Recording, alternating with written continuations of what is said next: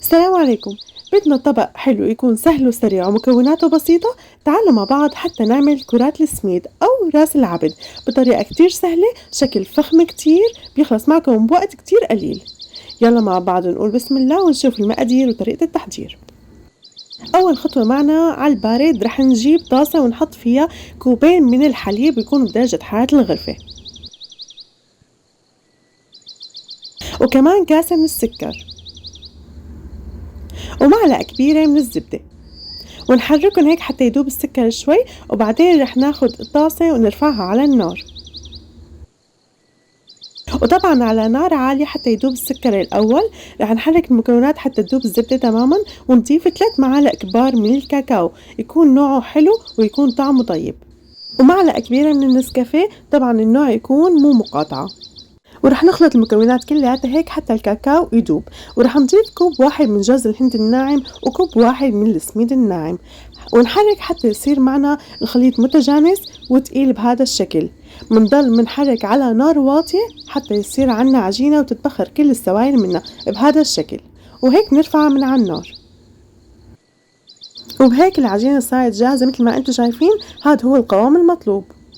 هلا بدنا نتركها على جنب حتى تبرد تماما. وهلأ صار وقت التشكيل والتزيين. عندي شوكولاتة ذوبتها على حمام مائي.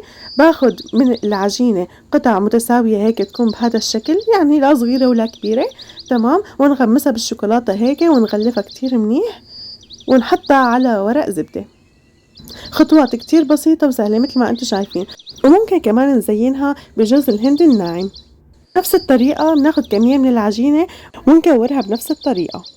بعتقد ما في أسهل من هيك، والبنات الصغار فيهم يساعدونا بهي الخطوات. وبعدين باخدها وبغمسها بجوز الهند بهذا الشكل. صار عندي شكلها كتير حلو وفاخر وبجنن. بكمل باقي الكمية كلياتها. هلا الكمية اللي غمستها بالشوكولاتة رح زينها بالشوكولاتة البيضة بهذا الشكل. بحط شوكولاتة بيضة مسيحتها طبعا على حمام مائي بكيس حلواني أو أي كيس ثلاجة عندكم، وبعمل خطوط على الشوكولاتة السوداء بهذا الشكل كأنه حلو فاخر شارينه من برا. وبخلص هيك الكمية كلياتها وصار عندي طبق الحلو جاهز. مثل ما انتم شايفين شكله كتير روعة وكتير بجنن، والولاد رح يصيروا يتخاطفوها مخاطفة.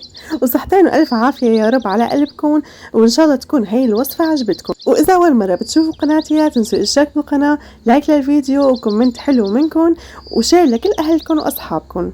ولا تنسوا تصلوا على النبي، وإن شاء الله بشوفكم فيديوهات تانية ووصفات تانية أحلى وأحلى. السلام عليكم.